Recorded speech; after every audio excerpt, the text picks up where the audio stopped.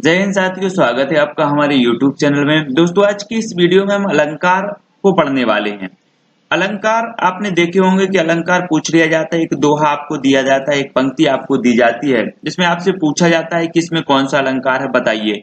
चार विकल्प आपके सामने होते हैं, आपको अलंकार बताना होता है, तब आपसे अलंकार नहीं बनते। लेकिन आज के इस वीडियो में हम ऐसी ट्रिक, ऐसी पहचान, ऐसे कुछ वाचक शब्द आपको बताने वाले हैं जिससे आप अलंकार को पहचान जाएंगे।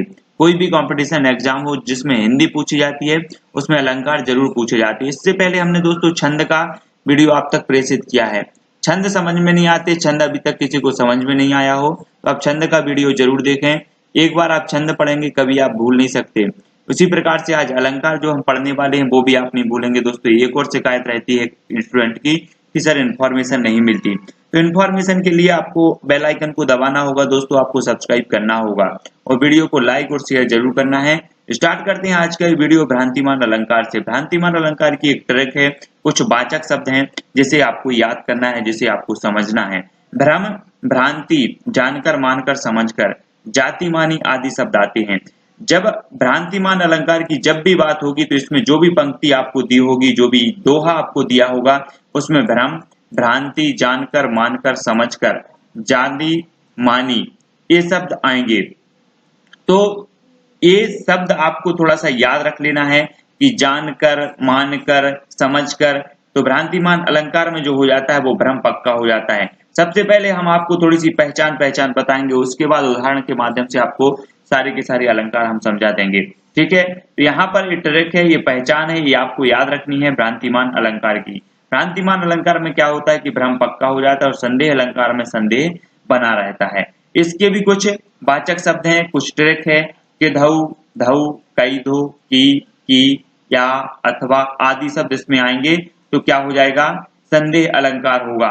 ए है या फिर ये है, तो इसमें और इसमें क्या होता है कि संदेह बना रहता है, वहां पर संदेह अलंकार होता है।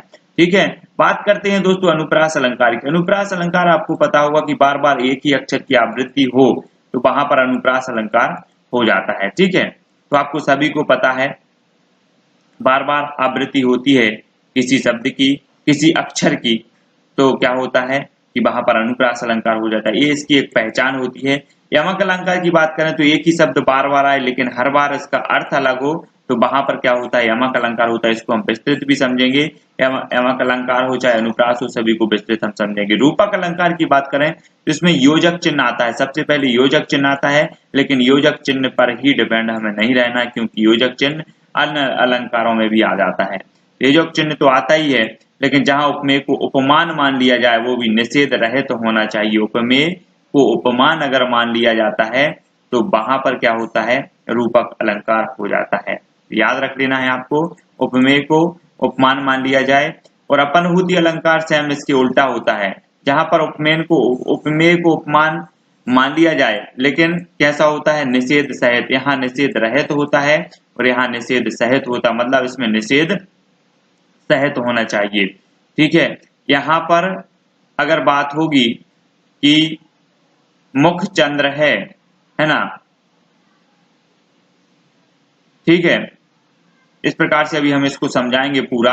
उपमा अलंकार की बात करें तो उपमा में जहां पर सम, सो, सरस, सा, सी, समान, सादृश्य, दुभी, जिमी ये शब्द आते हैं तो वहां पर उपमा अलंकार हो जाता है। ठीक है, सम, सो, सरस, सा, सी, समान, सादृश्य, दुभी और जिमी ये शब्द आएंगे तो वहां कौन सा अलंकार होगा, उपमा अलंकार होगा।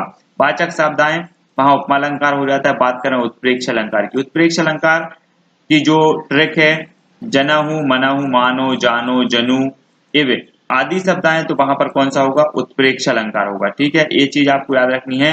और पुनरुक्ति प्रकाश की बात करें तो यहाँ पर ठौर ठौर, जगह जगह, राम राम, सनेह सनेह, बार बार ऐसे शब्द आते हैं। और ऐसे शब्द केवल काव्य की सुंदरता प्रकट करने के लिए प्रयोग किए जाएं, वहां पर होगा पुनरुक्ति प्रकाश अलंकार। इसको आपको याद रखना है। नेक्स्ट बीप्स अलंकार। बीप्स अलंकार की बात करें तो बीप्स अलंकार में क्या होता है कि जहां पर मनोभाव प्रकट होते हैं, जैसे छी छी बोलते ना हम, राम राम, कोई अगर खत्म हो जाए, इस दुनिया से चला जाए तो हम बोलते राम राम, बहुत बड़ा अच्छा आदमी था। इस प्रकार से कुछ हम मनोभाव प्रकट करते हैं, चुप चुप, देखो देखो, विस्मय होने पर चौकन्ना। इस प्रकार से वहां पर कौन सा अलंकार हो जाएगा, बीप्स अलंकार हो जाएगा। बात करें उदाहरण उदाहरण अलंकार की।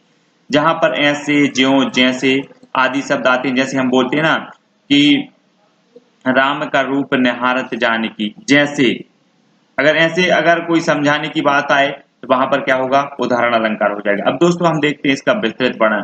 भ्रांतिमान अलंकार को देखेंगे सबके, जहां किसी वस्तु को देखकर विशेष समानता के कारण उसमें किसी दूसरी वस्तु का भ्रम हो जाए, समानता के कारण दूसरी वस्तु का भ्रम हो जाए, लेकिन यह जो भ्रम होता है वो कैसा होता है, पक्का होता है, भ्रांतिमान अलंकार हो जाता है।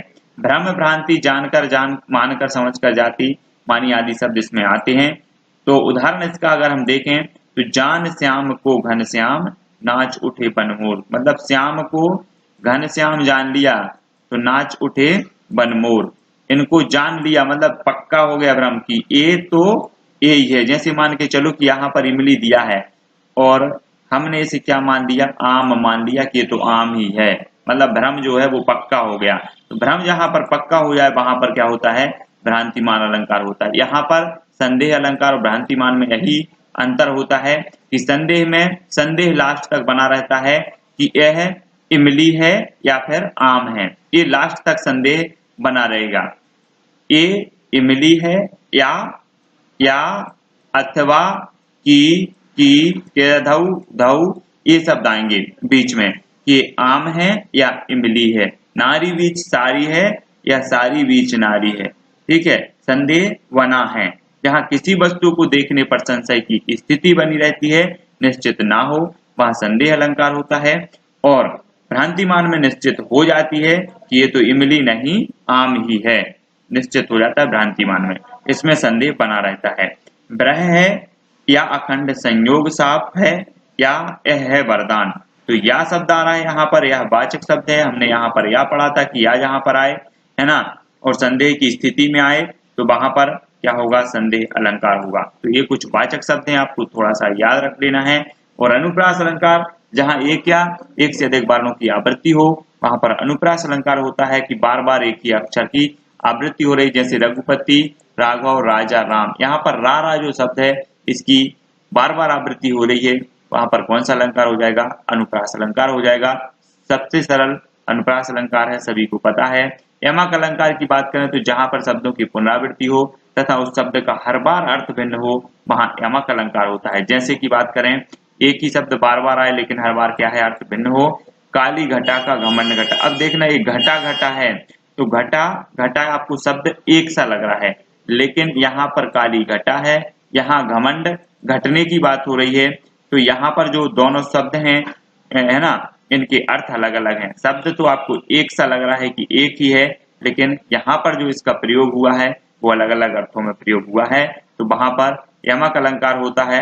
हमेशा पूछा जाता है कनक कनक से सौगुनी मादक अधिका है, कनक कनक ये अलग अलग अर्थ होते हैं, एक कनक का अर्थ सोना होता है और एक कनक का अर्थ धतूरा होता है। तो यहाँ पर एक ही शब्द के दो अर्थ निकले, वहां पर यमक अलंकार होता है। बात करें रूपक अलंकार की, रूपक अलंकार में योजक चिन्ह आता है। जहां उपमेय को उपमान मान लिया जाए, निषेध रहित है ना, निषेध रहित, यह मुख चंद्र है। यहाँ पर क्या होता है, हम ये नहीं कह रहे कि मुख मानो चंद्र है, ये नहीं बोला, मुख को हम चंद्र मान लिया, मतलब यहाँ पर किसी भी चीज को थोप दिया गया कि मुख तो चंद्र है, बिल्कुल 100% मान लिया गया, तो ये क्या हो जाएगा, मुख चंद्र है, तो रूपक अलंकार में ये होता है। और इसके जो विपरीत चलता है वो है अपनहूति अलंकार। ये क्या कहता है, निषेध सहित होता है। यह कहता है कि यह मुख नहीं चंद्र है, मुख नहीं चंद्र है, मतलब इसमें नहीं शब्द जरूर आएगा, नकारात्मक चीज आएगी जहां पर अपनहूति अलंकार होगा। और मुख चंद्र है मतलब ये थोप दिया गया जबरदस्ती के, तो चंद्र ही है, तो वहां पर रूपक अलंकार आएगा। इसमें थोड़ी सी आपको कंफ्यूज नहीं होना, बिल्कुल स्पष्ट है अपनहूति और रूपक अलंकार में। उपमा अलंकार की बात करें तो जहां किसी प्रसिद्ध वस्तु या व्यक्ति से किसी की तुलना की जाए वहां उपमा अलंकार होता है। ठीक है, उपमा कर रहे हैं हम, है ना, और समसो सरस सासी समान सुंदर द्विजिमी ये शब्द आते हैं, वहां पर उपमा अलंकार हो जाता है। बात करें इसके अंग, इसके 4 अंग होते हैं उपमा अलंकार के। एक तो होता है उपमेय, उपमान, वाचक शब्द और धर्म, ये 4 शब्द होते हैं। जहां पर चारों ये अंग आते हैं वहां पर होता है पूर्ण उपमा, और अगर एक भी कोई जो इसका अंग हो वो लुप्त हो जाए तो उसे लुप्त उपमा कहा जाता है। पूर्ण उपमा और लुप्त उपमा। अभी एक क्वेश्चन एमपी टेट में पूछा गया था, एक उदाहरण दिया गया था, उसमें एक अंग जो है इसका लोप कर दिया गया था और वहां पर लुप्त उपमा था। इस प्रकार से पूछ लिया जाता है। तो उपमेय जिसकी तुलना की जाए और उपमान जिससे तुलना की जाए, है ना, जिससे हम तुलना कर रहे हैं, मुख की तुलना कर रहे हैं, हम किससे कर रहे हैं, उपमान चंद्र से कर रहे हैं, है ना। तो उपमान उपमेय कौन होगा, जिसकी तुलना की जा रही है।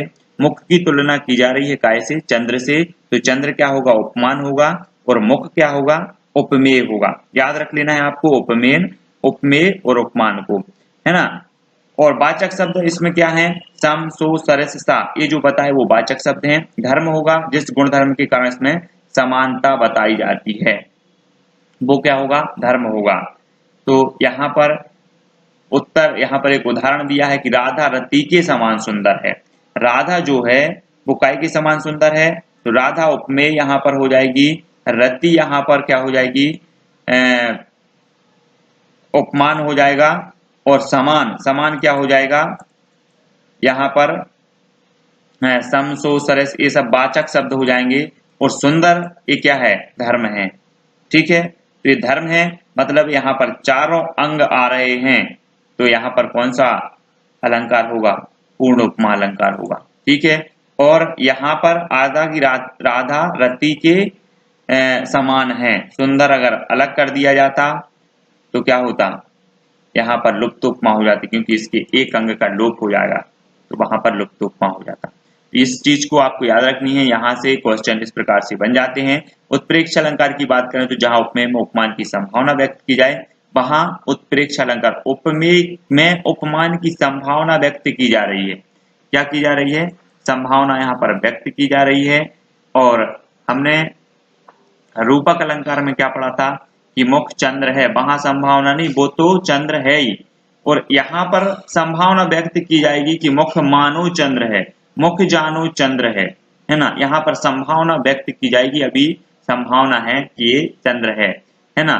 जहां पर जनऊ मनऊ मानो जानू आदि शब्द आते हैं, वहां पर क्या होता है, उत्प्रेक्ष अलंकार होता है। यहाँ पर इसमें आपको ध्यान रखना है कि उस क्रोध के तन कांपने उनका लगा, मानो, मानो हवा के जोर से सोता हुआ सागर जगा। तो आपको ये जो ट्रिक है, ये जो वाचक चिन्ह है ना, इनको याद रख लेना है।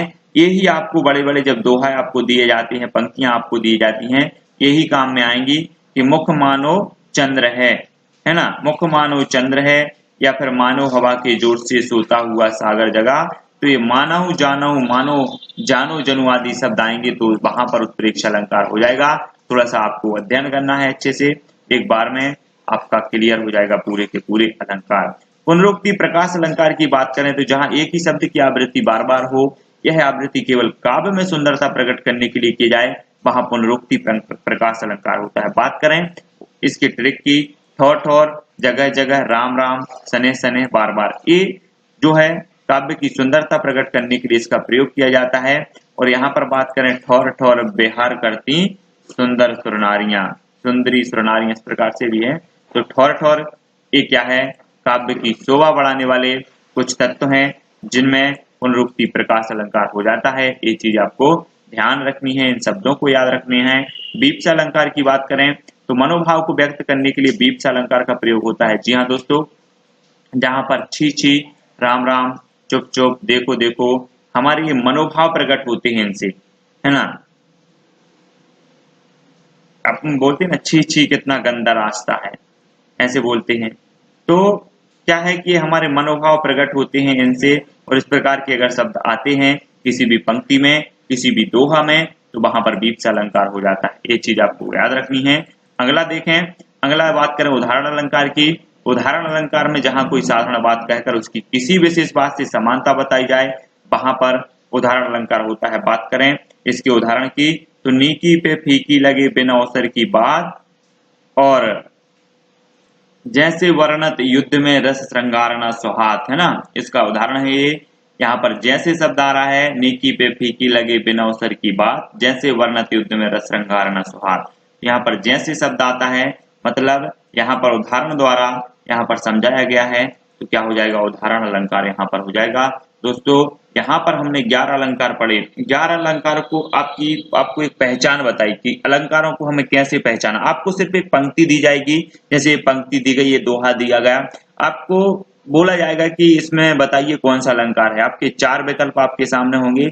आपको अगर अलंकार आते हैं, आपको अलंकार की ट्रिक आती है, आपको अलंकार की पहचान आती है, तो आप अलंकार बता पाएंगे, नहीं तो आप अलंकार कभी नहीं बता पाएंगे। ठीक है, तो ये आशा है कि आपको मैंने 11 अलंकार बताए हैं और 11 अलंकार में आप पे सभी अलंकार आपसे बनेंगे। और अगर आपको कोई संदेह है ना, कोई भ्रम है, तो आप कमेंट के माध्यम से बताएं। अब हम कुछ आपको प्रश्न दे रहे हैं, प्रश्न आपको कमेंट के माध्यम से बताना है। सजना है मुझे, सजना के लिए में कौन सा अलंकार है, कमेंट के माध्यम से। सभी लोग जितने भी भाई, एक भी ऐसा व्यक्ति नहीं होना चाहिए जो कमेंट के माध्यम से नहीं बताएगा। ये पूरे के पूरे, है ना, तभी तो हम समझेंगे कि आपसे अलंकार बनने लगे हैं। सजना है मुझे, सजना के लिए कौन सा अलंकार है, तरण तनुजा तटतमाल तरुवर बहुछाय में कौन सा अलंकार है, अलंकार संप्रदाय के प्रवर्तक कौन है, जहां किसी वस्तु को देखने पर संशय की स्थिति बनी रहती है, निश्चित ना हो, वहां कौन सा अलंकार होता है, ये चीज भी आपको बतानी है। चरण कमल बंदो हरिराई में कौन सा अलंकार है, बार बार, है ना, बर मांग हूं हरस दिए श्रीरंग, यहाँ पर कौन सा अलंकार है, ये सारे के सारे बताए हैं मैंने। तापस बाला सी गंगा फूल, इसमें, है ना, आपको बताना है कौन सा अलंकार है।